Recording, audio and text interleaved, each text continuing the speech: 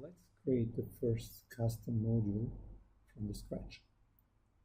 First, we create a folder where I'm going to create this solution and then start the Visual Studio Code.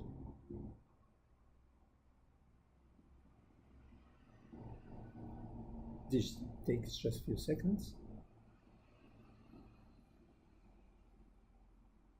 So now we go to Command Palette and make sure that we have signed in to the right Azure subscription. As you see here, I have a few of them and waiting to get connected.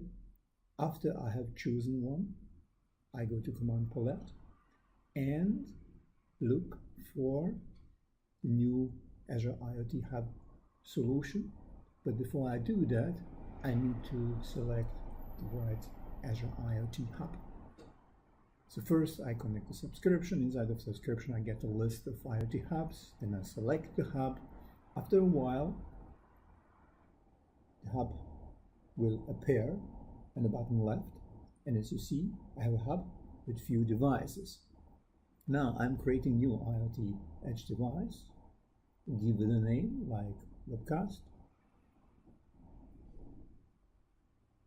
and Visual Studio Code is going to invoke CLE tools of Azure, which will in the background create a new IoTEdge device. As you see, device appear on the bottom of the list. And this device has two modules called system modules provided by IoTEdge runtime, which will be deployed at this device. As next, I'm going to create a new IoTEdge solution and select the framework of my choice, which is CSHarp. I give the name of the solution.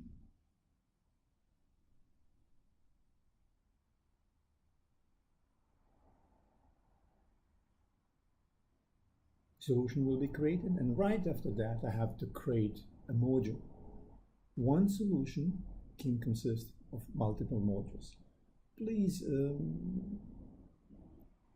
take a look on this URL here, and this URL is actually the URL of your Docker registry. In my case, this is a Docker registry hosted in Azure platform. I need to copy this URL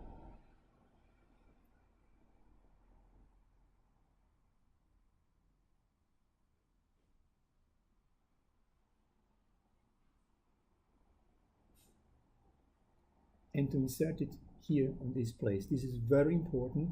If you don't enter the right URL on this place, you will not be able to publish solution to the Docker repository, and after that nothing will work. Basically, you will not be able to deploy the solution to the device. After I did this, the solution is going to be created. The solution consists of few artifacts, and one of most important one is the module itself, which contains a single C# file called program.cs, and inside of this C# file is the code of your module. So I'm going to change this code a little bit. This module in this project template automatically should receive events from some of preceding modules and then push these events to the IoT Hub. I'm going to change this, and I will make this module the very first one in the pipeline. That means this module is responsible to talk to your device, which is using any kind of protocol, which I'm going to simulate here. And in a while through this endless loop, I'm going to provide a code which just sends every few seconds an event. So inside of this loop, in the real world, I would be required to define a code which talks to the device by some specific protocol, to translate this protocol here in this place, and then invoke module client.send event async, the line of code which you see right below. So what I'm going to do here is I'm just creating the message which will contain just a few bytes. But right in the moment I will change this a bit. Before I do this, I rename the client, and this IoT Hub module client is in fact, module client, which is very similar to device client, which you probably know from just normal IoT Hub devices and not IoTEdge devices. And module client represents in this case the instance of the API which talks to your locally installed Edge Hub.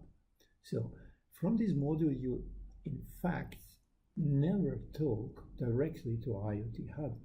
You always talk indirectly by using of this module, which talks to your local version of Edge Hub. So I need to add a few more namespaces here. Coming back to architecture of this module, actually you can create a module here without any problems, which talks to any kind of device, an IoT Hub, or to talk to any kind of service in any kind of cloud. You are not required to use Edge Hub as I'm doing here.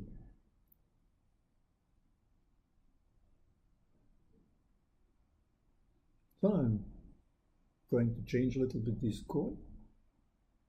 And as you see, I'm talking internally by using MQTT protocol to Edge Hub. Another option would be also here to talk to the hub, local hub, by using of MQTT. Right now, what I'm doing here, I will insert some kind of delay here. And as you see, the method below on the side property updates, it is actually called like a function which will be internally invoked by IoTEdge runtime, where the module is running when some desired property is changed somewhere in the cloud from some application which is not directly connected to this device. What I'm doing here, I have a member variable which is called delays in milliseconds, and I will use this delay as a delay between sending of two different events. So now, to make a little bit more interesting this message, I will create some string variable which will be provided as property, as a twin property, and this twin variable will be used as a message. So as next, as I did all of that, I'm going in the module JSON file and make sure that the module has a correct URL where I'm going to deploy it. Then I set the version of this module, and I have to set the operating system and the platform for this module. This is very important when you are going to do a Docker build. And in this Docker build, depending on the platform and .NET framework, as you see here, default .NET Core framework is 2.0. I'm going to change this now to 2.1. And the next one will be also 2.1, but I will do a little bit more here. I will provide the ASP.NET Core full framework. You don't have to do that, but as the next module, I'm going to implement a REST service which will run as a web server inside of another module, which is not this one. And for these, I will need this ASP.NET Core framework, and this was just an example which shows how to do that. Once again, you don't have to use here ASP.NET framework, you just can use a normal 2.1 framework. As next, what I'm going to do here, I'm going to provide credentials for my Azure registry repository, or Docker repository if you like, and these will be created as a variable in an environment file which is by default not committed to the Docker repository. So what I'm going to do now, I'm just to try if everything compiles right. And I will start this build, and I have one small error in this code which you probably didn't see, but it is good to see what happened here when something like this happened. So my Docker file already started to build the image, and at the end of this image you see one of the last lines of code, there is some error. And this error is saying, oh, there is something wrong with my project file or something like that. And as you see, I'm going now in the command line console and would like to see what this arrow really means. First, I have to navigate to default to the hive of my project file. Then I'm going manually to do this build to see if I'm going to get a little bit more information about that. So as you see, information which I get here is the same one which is reported by build process of the Docker image, which is good. So now I'm trying to figure out what here is the problem. First problem which I have here, I didn't change in the CS project file the framework which I'm going to use. It should be 2.1 because I did a change a moment ago in image of the Docker. But this is not my real issue. I have some other issue here. And this issue is actually related on the file you will see a moment in this project TS file, which is not saved. Because I'm a Visual Studio guy and a Visual Studio Code guy, I always do the build without the saving of the file. Visual Studio Code, and when working with CSHarp, this is not the case. I just didn't save a file, and this what the build process has been taken into the build was not that what I was seeing on the screen. So now, as the build worked, I'm going back and remove the variable which is not used, so I can remove my warning here. And what's next? I'll close everything what I don't need here, and we'll start the build again to see if it's everything okay. Please take a look here that I'm doing just a build and not a publish of the solution. This is actually the very first step which I want, which helps me to validate that everything is fine. First, what we do here, we are restoring everything inside of the image project. As next, we'll copy the build output to the final image, which is just happening now. And as it looks, everything is now okay. So now I go to Docker images to see if my image is done. And as you see, this is the very first image built just a few seconds ago, and it is exactly that one which I have used from. Now, in the next step, I'm going to do one additional step after the build, which is build and publish. What's happening right now, I'm building the image and publishing the final image from my local repository to the Azure hosted repository, which will be used to deploy the image to the device.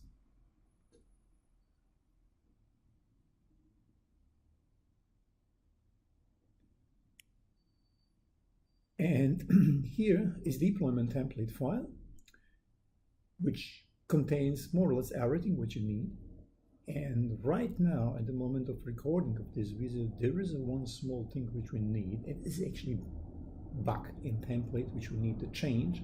Instead of empty string, you have to put empty JSON object in this place. If you don't do that, your device will probably crash. It will most likely crash after running for a while. Not on the beginning, but after maybe a few hours, or when you need to update the image or to restart some of modules, etc.